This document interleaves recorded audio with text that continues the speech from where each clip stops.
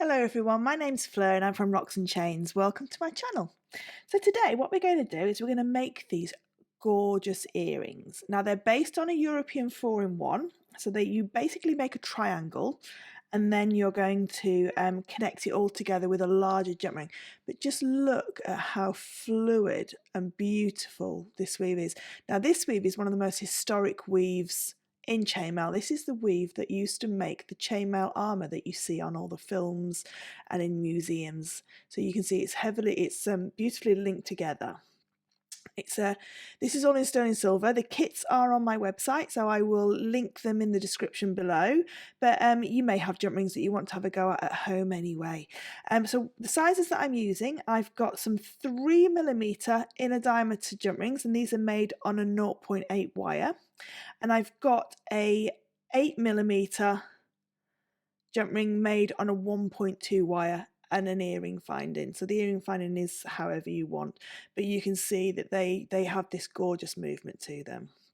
Now, because obviously the jump rings are quite tiny, I'm going to be using some large jump rings. So just to show you the size of the jump rings that I'm going to be using, they're quite large, but it's just so you'll be able to see the weave a little bit better.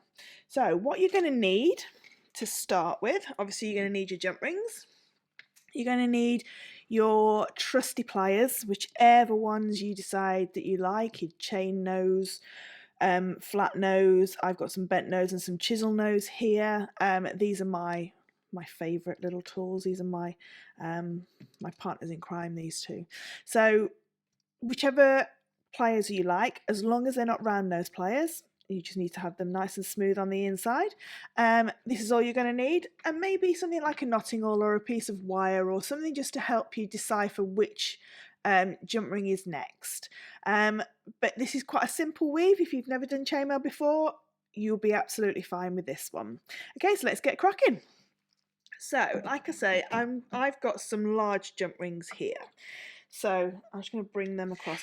Now I might not have room in the camera to do all of the like strands across, all the links across, but I'm going to tell you the numbers that I did, and that will help you then create the earrings.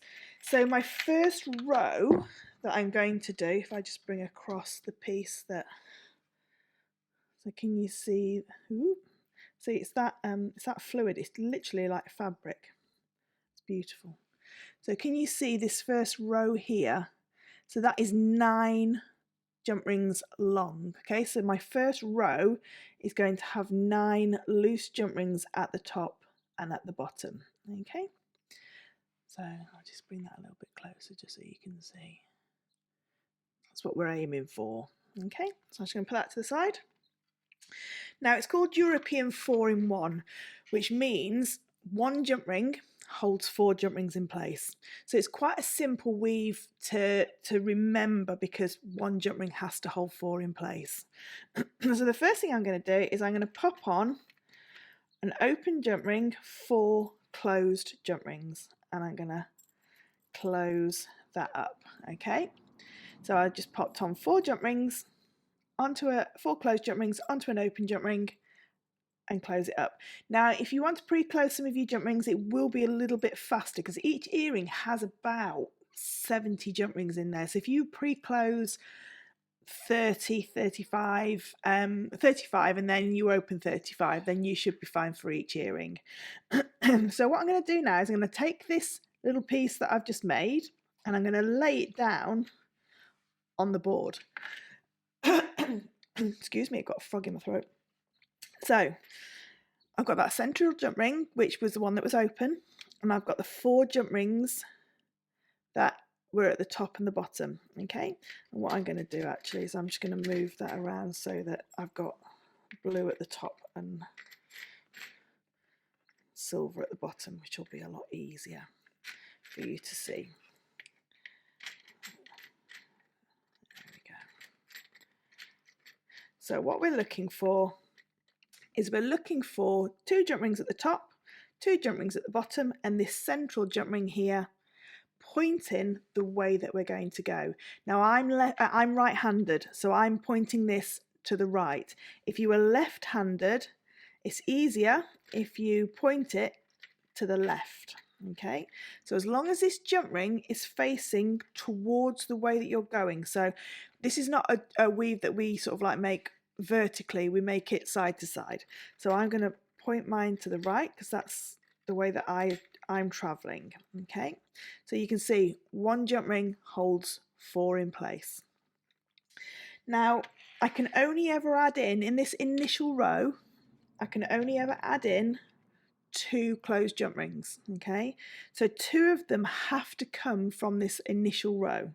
So I'm going to take my open jump ring, and what I need to do is I need to just connect this jump ring to the last 2. If I just get my knotting all, to these last 2 jump rings. Okay, so I'm going to basically take it down through the bottom jump ring and up through the top jump ring. I never connect it to this gold jump ring in the middle, it's just going down through the blue one and up through the silver one. Okay, so let's just pop that in place. So this jump ring now is holding 2 jump rings in place. Okay, so we can see there that it's just, if I just pull that apart, you can see it's just connecting those last 2 jump rings. Okay, it's naturally sitting underneath the previous gold jump ring, although we haven't connected it to anything. That's not connected to that gold jump ring. If I pull that apart, you can see it's not connected to anything. It's just naturally sitting underneath. What I'm going to do now is take my 2 closed jump rings that I can add in. So I've got one jump ring at the minute is only holding 2. So there's number 3 and there's number 4. Okay, so it's now holding all 4 jump rings that we want it to hold. So now we can close that up. Okay, so we've now got our next 2 jump rings here. You can see that this spine is still facing the way that we're going. Okay, so I'm going to take my next 2 jump rings that I can add in, my next open jump ring, and I'm going to go down through the bottom jump ring and up through the top jump ring exactly the same. And then before I close it, I'm going to add on my next 2 jump rings. Now this is a stage that a lot of people forget. They forget to put the next 2 jump rings on. So you've always got to have enough jump rings to carry on with, okay? Now another way to tell if it fell on the floor and you didn't know which way you were going, because obviously these are very large jump rings and I can spread them out and you can see. If I bring back in the correct size that we're working with, they're very close together. So it may fall on the floor and you may not know which way you're going. So a really good handy tip that you can take and see if you're going the right way. When you pick up the last 2 jump rings, when you lift it up, it should stay in its sequence. Can you see that they're staying out like parallel to each other? They've got some structure there. So if I just lift it up, you can see the structures there. If let's just pop this down. If I turn this over, so what we can see now is the spine is going this way. But if I think, oh no, I need to pick these 2 up, it's the last 2 and I'm right-handed, but I've dropped it and put it down as if I was left-handed. When I pick it up, can you see that they both go straight together? So they're not holding their form. This weave should always hold its form when you pick up the next 2 jump rings. Okay, so let's do that again. So this is the wrong way. So wrong way for me, because I'm right-handed. This spine is traveling to the left because they're each, if I just lift that up, you can see, can you see that they're all stacked up and over to the left? So you see they're all pointing up to the left. So this wave is going to the left, but I'm going to carry on trying to go to the right. And when I pick them up, they just go straight together. That's telling me that this spine is facing the wrong way. So it's just something to keep in mind. If that happens, it's not gone wrong. You don't have to unpick it all. All you have to do is just turn it over. Make sure that that central spine is going the way that you're going. Take up your next jump ring, exactly the same. As soon as you pick them up, you see they're staying in that formation. Okay, so that's 2 in the weave. I can now add on my next 2. Now if you want to do this over your hand, you can do. There's nothing wrong with doing it over your hand. What I tend to do is I hold it so I can only see those last 2 jump rings. take my next open jump ring, and you can see it's very easy then just to go down and through those last two, and then before you close, add on your 2 closed jump rings. Now when you get a little bit more confident with this weave, I just lay this back down again, let's just sort all this out. It's all had a bit of a party at the back here, look. There we go. Okay, so let's face you the right way. Yours won't do this. This is just because these are the large jump rings. Okay, but yours won't go like this. They've all had a bit of a party.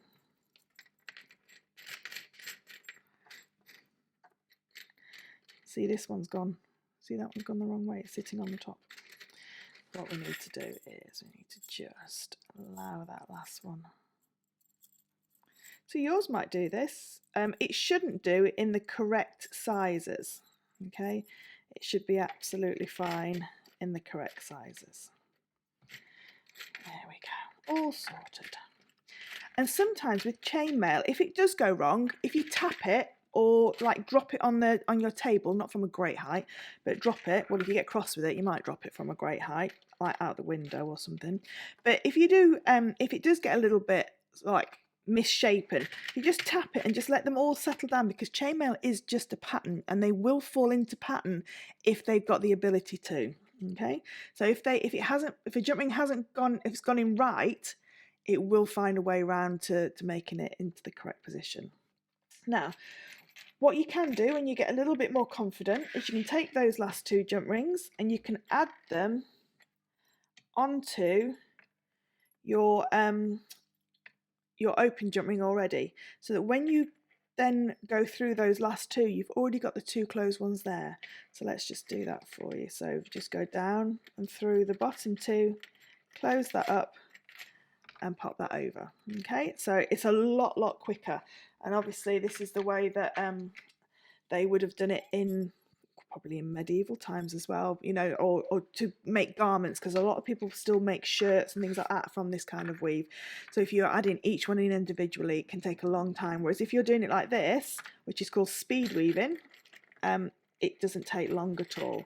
So we're just going to put those last few in the last one. And what we should have now is we should have 9 along the top. So let's just check. Let's put those last 2 in. Okay, so we've got 1, 2, 3, 4, 5, 6, 7, 8, 9. Perfect. So that's my starter weaver. Now, obviously, like I say, this is very large compared to the actual piece that you're going to do. So I'm just going to bring across some more jump rings now, and a different colour for the next row.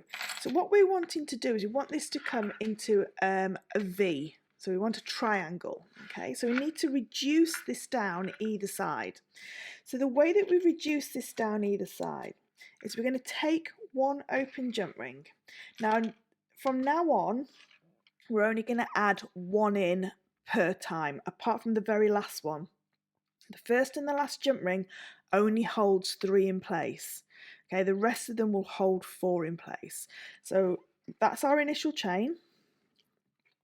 Our next jump ring, and all that's going to do is go underneath the first 2. So all I've done is, can you see the eye that's created when these 2 cross over? So in chainmail we talk a lot about the eye. So you can see this eye shape here. Okay, this jump ring is going to go into that eye, but the easiest way to sort of like think about it is to go under the first one, under the second one, and it's just there. And before I close it, I'm going to add 1 closed jump ring and close. Okay, and close that one up. Okay, so straight away we can see that this has started to come in a little bit. So if I just lift that so it's level, so you can see straight away we're coming in. Okay, right, my next open jump ring, I can only ever add 1 closed jump ring in, so I have to take 3 this time from the existing weave. So the 3 that we're going to add in are, can you see these 2 here? Okay, so you can see that they are very similar to how we started with 2 at the top. So these are the first 2 that I'm going to add in. Okay, but then what I need to do is like replicate. If we look at this end here, we can see that one, if I close those off, that one's holding 4 in place. So again, we need to have the 4 in place. So this one's going to go here underneath the previous. If I just put my loose jump ring in, can we see that it's these 2 jump rings here, plus this one, this blue one here, and then that's my 4th one, my loose one. So let's put that in place. So again, we're going to go down through the bottom, up through the top. So there's my 2. I'm just going to zoom it in so you can see it a little bit more. You focusing camera.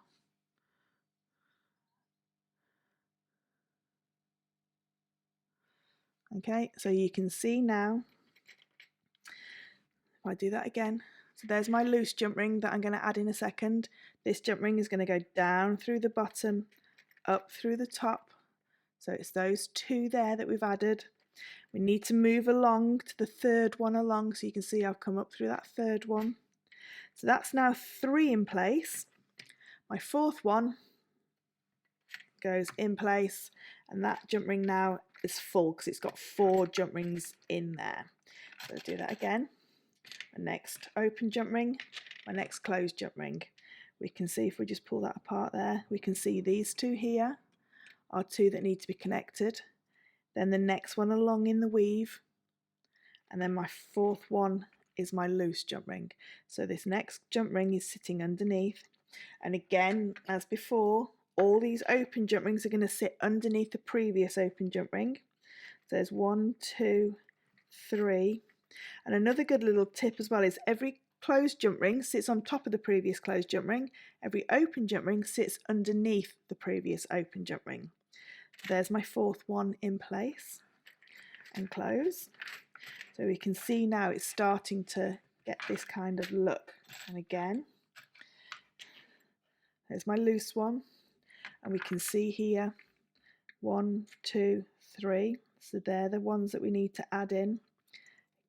Okay, so it's only one more from the like to move along the bus, if you like. So there's these 2 here, which are already in the weave. These need to be connected, and then that's number 3 and number 4. Okay, we'll put this one in. 1, 2, and they're always going underneath them. You can see I'm always just picking them up from the underneath, so it goes up and around, and 4. Okay, now again, as before, we could speed weave these, so we could put our loose jump ring on there already. Let's bring that back up a little bit. So we could already put our loose jump ring on there, and we can just go 1, 2, and 3. So there we've got our 3 jump rings. And can you see that it's always staying in sort of like formation? It's not. Do you remember when we said it goes together as a pair? It's not doing that at all. So again, we're going to put our next one in. So 1 and 2, and then along to 3. 4's already on there because it's the loose one. Okay. So there's my next one. Okay, so I've got one more to go in with a loose jump ring on. So again, the loose jump ring goes on. And you can see that this purple row, I'll just quickly show you, this purple row here is replicating what this orange row did, or this gold row did here. Okay, so I'll just put this one in. Again, down and up, and then along to the next one. So there's the 4 that goes in and close. And now what we're left with, you remember when we started this row, we said each row starts and finishes with a 3 to be able to bring it down, to cinch it down in. So we don't need an extra jump ring for this one. The 3 of them are already there. So it's here, 1, 2, and 3. Okay, so the 2 blue ones here and the silver one that's here. Okay, and again, down and up and through. We don't put a loose one on because the first and last one only holds 3 in place. Okay, so now you can see we've gone from 9 to 8 to 7, so you can see it's starting to reduce down. Okay, I'm just going to zoom it out a little bit because I'm going to run out of room. I'm just going to quickly show you just the start of the next row. Again, I'm just going to bring in some more jump rings.